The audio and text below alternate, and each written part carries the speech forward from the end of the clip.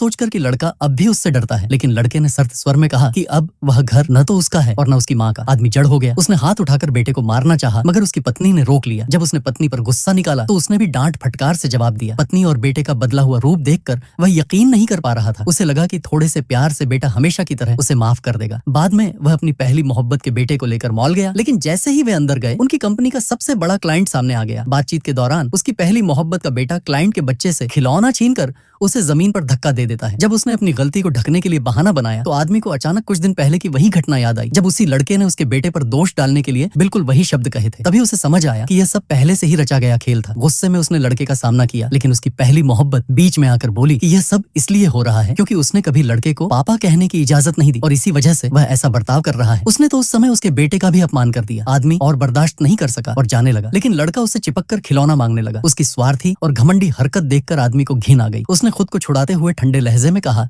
कि अब कभी उसे पापा मत कहना और बिना पीछे देखे चला गया। कुछ देर